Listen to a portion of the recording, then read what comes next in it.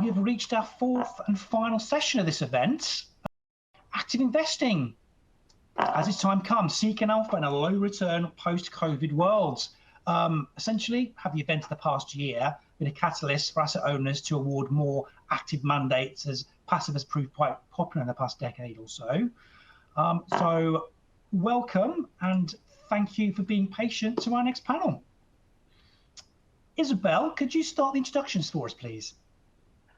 Hi, I'm Isabel Royce. I'm head of sustainable research at Allianz Global Investors. Thank you very much. Thank you. And James. I'm James Brooke Turner. I'm the investment director at the Nuffield Foundation, an endowed charitable trust in London. Great news. Thank you. And Abbie.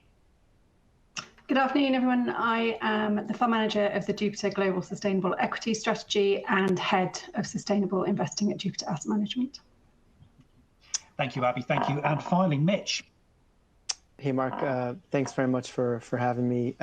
Mitch Reznick, head of research and sustainable fixed income at Federated Hermes. Guys, thank you very much. And of course, as always, thank you very much for coming here today and taking part. We've got about 25 minutes, so I think I'll jump straight in if that's okay. Abbie, has the volatility caused by the pandemic led to a revival of active management? Yeah, so I think there are probably multiple considerations that have driven investor sentiment towards. There is the volatility element that you mentioned. If you own the whole market, there is nowhere to hide. Dark in March last year as the breadth and depth of the pandemic was becoming more clear. And I think, as an active manager for us, we were able to meaningfully protect during that drawdown scenario. And actually for 2020, our drawdown participation was close to 50%. So I think the pandemic accelerated an element of that volatility awareness, but also I think, what we've been hearing in the panels before as well, it's worth just pointing at this juncture as well, that need for broader stakeholder balance coming through a humanitarian crisis, and the awareness of the role of capital markets can play in that context, I think was particularly important. And I think, one of the things that we're hearing, and we've heard today, but it's important to stress that in order to focus on the transition to a more sustainable world, it is important to focus both on what products are being sold to your divestment panels, but also that company behavior element. If we can measure it, we can manage it. And what we are seeing is extraordinary momentum in the context of legal, commercial and regulatory convergence. And to support capital markets' ability to meaningfully start reflecting broader stakeholders in asset prices, then we need to consider active management in the context of delivering against environmental and social goals. And I think for us, when we look at that landscape, there is an intrinsic competitive advantage when navigating that landscape. And I think one of the volatility characteristics that we see coming back is some of the idiosyncratic dynamics in the context of companies with stronger stakeholder balance typically lean to financial conservatism, and it perhaps symptomatic of the long-termism of the management teams who have that broader stakeholder balance at the forefront of their corporate strategies. But it does seem to have this element of protection against excess volatility. So interesting behavioural element towards ESG and being active in this space. Thank you very much, Abbie. Mitch, have you seen a rise in demand for active management since the pandemic took hold at the start of last year? Definitely have seen that, but also have seen a rise in the sophistication of from an active management point of view. And I think that there are two key drivers of that, and one is independent of the fact that we've gone through this terrible situation with COVID and the economic effects, and another is related to that. And so touching on the first one, outside of what's happened with COVID, there is real secular change going on in the economy, driven by an economy that is indemnifying itself from climate change, and it's principally for the moment being driven by countries and regulation, But now companies are taking a very aggressive approach to that because they see all sorts of benefits to that. And I think that investors, they want to invest where the economy is going, where, that respects the secular change and wants to, one, be a part of it and driving it, and two, benefit from the alpha that can come from that, from the winners in this process of creative destruction. And I'm not sure that the passive solutions necessarily provide that opportunity when many of them are driven by, from an ESG point of view, just data, which can be slow to keep up with changes and can be a little bit backward looking, kind of ex post, whereas active management is going to take that and take a forward-looking view and try to harness the changes in the economy to create value. That's active management. And it also creates in that, thematic strategies that will benefit in certain corners of that, maybe climate change or biodiversity, again, speaking from a fixed income point of view. Finally, I'll just say it's also related, as I said, to COVID because, I think having gone through COVID, it's been a dress rehearsal in a way for what can happen and what is happening with climate change. And that has triggered a response and a reach for active management solutions that are addressing that, but also, as my former point, are benefiting from that from an alpha point of view. Isabel, I started off at the beginning of this event saying that there's a growing body of evidence that ESG produces better outcomes. Is that right? Does it? I would say yes, and it does also, not only from a financial perspective, but if you consider what is the social results, the environmental results. If we consider that we have something that is a secular movement right now, which is a generational change, and we saw it in COVID, we're Zooming, we're doing all of these things. This generational change is also going to drive a social inclusion, and it's going to push for it, and it's going to require it. So I do believe that the body of evidence is financial results are exactly there. They're there, they're good, they can perform. What I think is most interesting, though, is that from the active management side, you can drive the product, you can drive the performance, you can engage with the companies and enact change, which is what the new generations are asking for. They're not asking for the old stuff, they're asking for the new stuff. But they want, yes, it can be data-driven, but it needs to be overlaid with research on top, with stewardship on top, and to make sure that it is correct. Because one of the things we are being asked to do is not only the financial side, but the sustainable side. And to look at all three aspects, because we tend to either concentrate on E, S, or G. No, we have to concentrate on all three.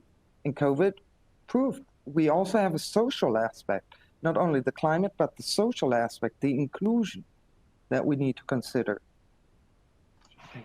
Thank you, Isabel. Abbie, same question to you. Does it create better ESG outcomes, sustainable strategies? Well, sustainable for sure. And like Isabel, yes, is the short answer, the executive summary. But I think being active, creating better ESG outcomes is where we see sort of the really high conviction side of this debate. For us, there is a really compelling advantage avoiding the index scoring mechanisms. Typically, that passive approach creates a bias to large cap developed market companies where the score risks illustrating the level of resource that a company has to report against the hundreds of different data points. And so it doesn't really tell us about the quality necessarily, not always, but it doesn't necessarily indicate the quality of the ESG outcomes on a broader stakeholder return basis. So I think what we're seeing is high disclosure typically leads to higher scores.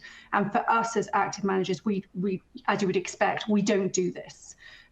We don't think it leads to better outcomes, particularly on an ESG basis. And we think it's a blunt tool that creates a market inefficiency of both false positives, but also false negatives. And it's that inefficiency that we look to navigate through sort of long-standing experience in this space. And I think, being active gives a significant advantage and allows us to focus on the materiality of the positive impact of a company rather than the breadth of its disclosure. And we think that's absolutely imperative if we're going to deliver against the global environmental and social goals that are so urgently required for us to do so. You would probably expect a biased answer like that from an active ESG house, though. So you'll excuse me for talking my own book there. Yeah, no problem. No problem. But thank you, Abbie. James, moving to you. Do sustainable investment strategies suffer from a lack of sector diversification?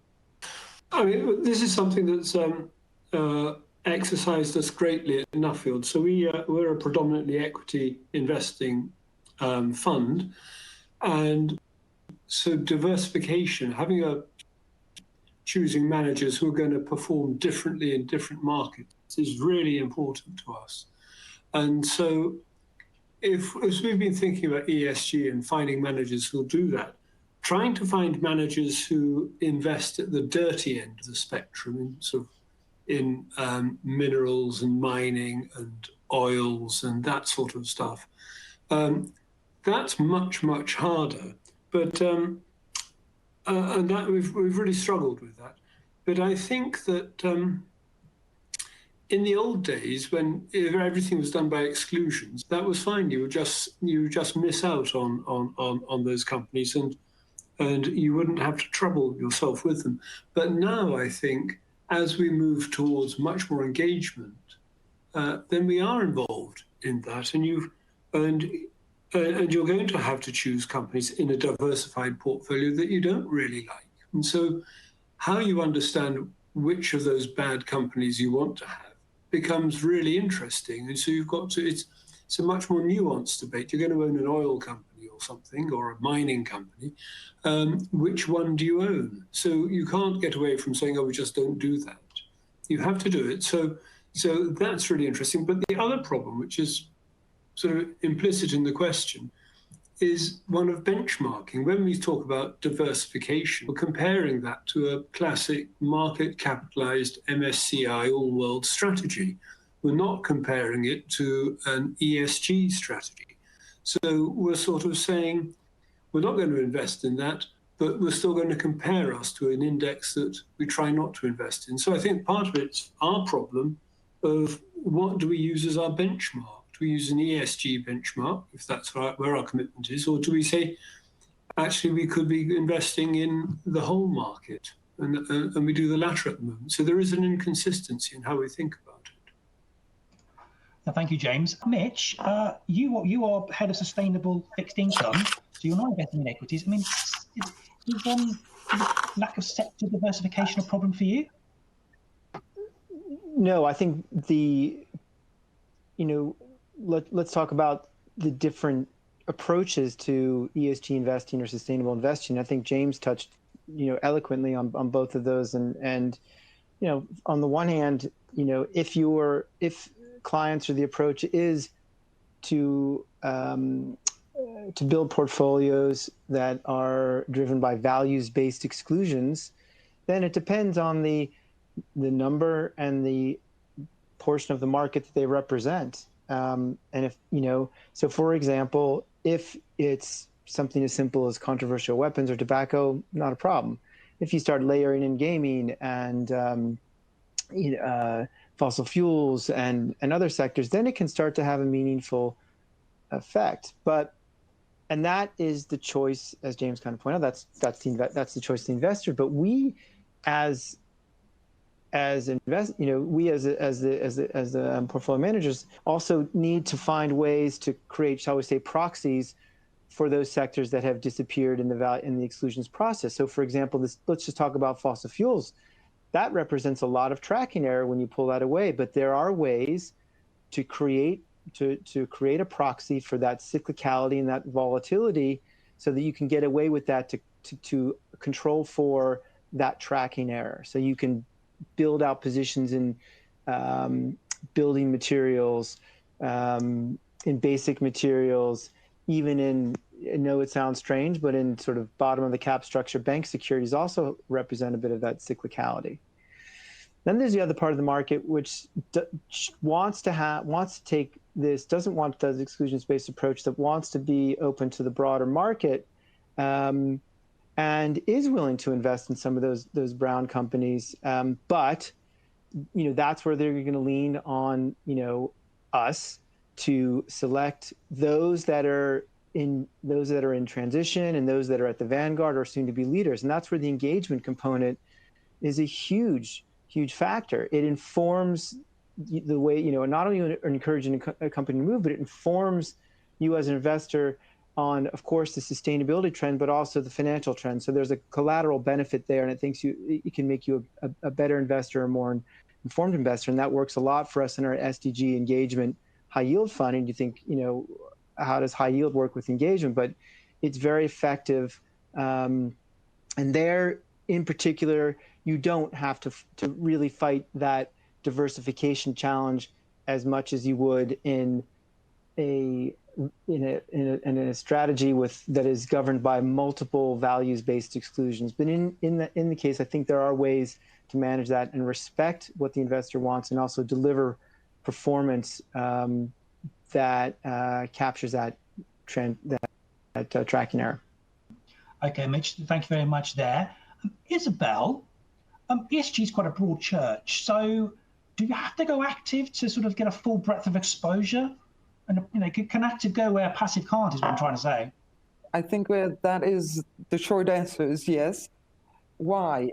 It is, you basically, as Abbie said before, you take the inefficiencies of the data, you take the inefficiencies that come from the information that companies are releasing that might not be there, and you combine it with engagement and internal research to naturally then generate an output that is a lot more active and that is able to tailor-made. Because in essence, ESG is very broad. So you have clients who might want something, the other ones who might want something slightly different, the other ones. So in active, you are able to get all of the nuances, especially if you base it on your stewardship team and on your research team on it. And that works very well because a passive is always dependent on a data provider. An active is not dependent on the data provider. So at that point, you have this very, very active research and stewardship going on. And that brings you to being able to offer a bigger breadth of it and to be able to fulfill it. Okay, thank you, Isabel. Mitch, bringing you back in, Build Back Better is a strategy we're hearing on both sides of the Atlantic in terms of politicians. So is that an opportunity for active ESG-led investors? Yeah, I mean, I think, Mark, you only gave me a minute or two on this one, and I'm gonna be as quick as possible because I could go on. This is the area that gets me most excited as an investor, because I think this is where, in some of the comments referred to before, is where we can invest in transition, we can invest in change, invest in where the market is going, where the value chain is going, and that is being driven by Build Back Better. What is Build Back Better? It's a collaboration between private capital and public capital to affect change, to indemnify ourselves against climate change and risks to biodiversity, and this is and real change is happening. And as the downstream companies go net zero or make sustainable goals, that affects the entire value chain, and that affects every size company, from large cap, medium cap, down to the small lev fin companies or high yield companies as well. Embedded carbon products need to be produced so that downstream companies can deliver into their net zero goals. Low carbon steel, low carbon building products.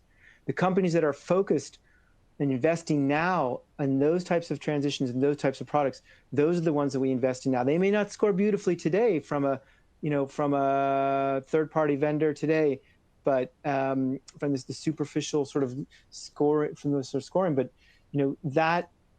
that Build Back Better is, we very much believe is performance generator for the future. We see alpha to be made in there.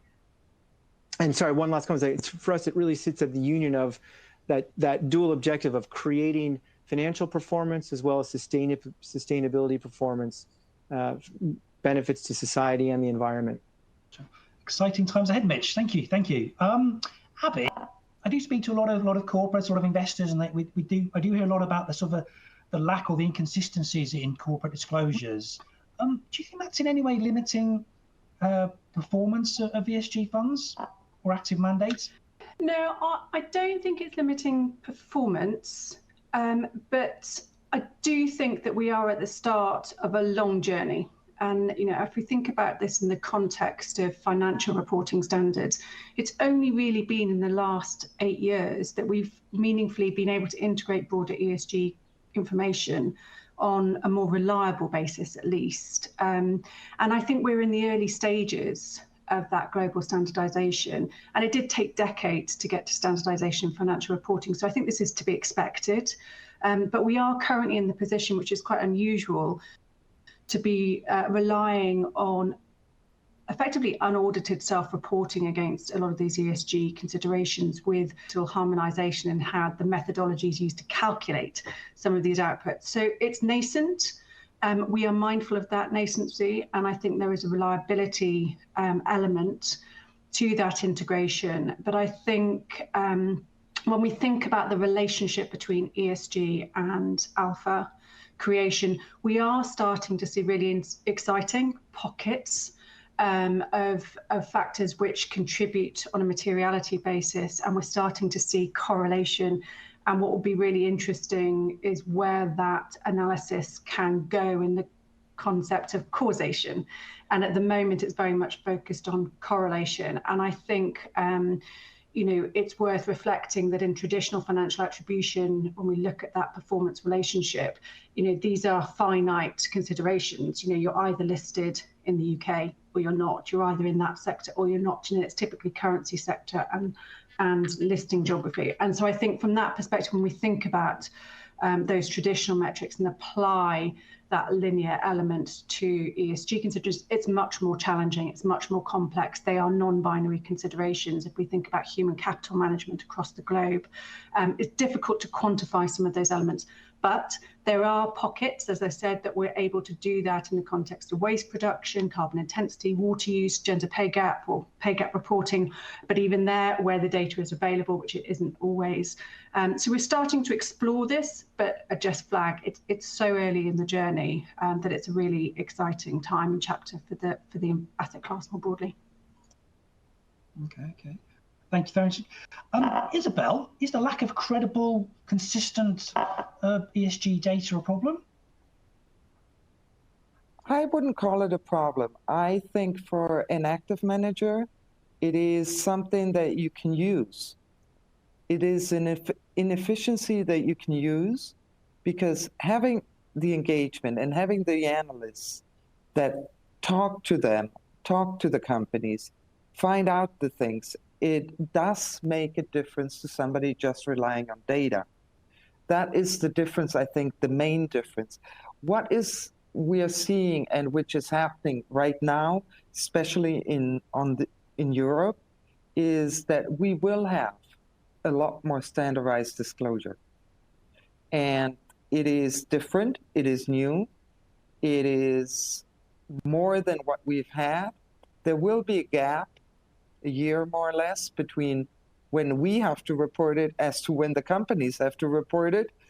But I do believe we're doing it, and we will get there. And for right now, for me, it is a way in which an active manager can make the difference, because it is a gap right now, and that's where we as active managers can act. Thank you, Isabel. Thank you. We are up on time, but I think we've got a few extra minutes because this is the last session, and it's interesting what you were talking there about active managers. James, when you're picking someone to manage these mandates for you, how do you distinguish between somebody who is serious about ESG and those who are just talking about it because everyone in the industry appears to be having a conversation about it? With enormous difficulty, really enormous difficulty. And I think all we can do is sort of have a stab at it. we tend to think of a ladder of from people who have absolutely no interest in this whatsoever and don't pretend to have any interest, through to people who are completely passionate and will not talk about anything else apart from this. And so we try and sort of grade everybody in this sort of ladder. So you might have somebody in the middle who will run an ESG fund, but actually they take not very much interest in it themselves because all the decisions are outsourced to their proxy, their voting advisor. So they can gather in the data, but if they're outsourcing all the decisions to the voting advisor, then that shows less engagement than we would be interested in, I think.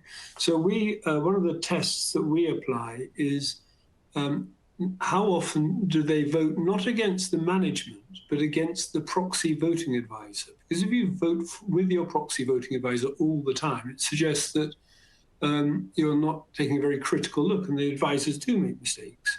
So voting against your advisor's advice is always, we think, an interesting thing.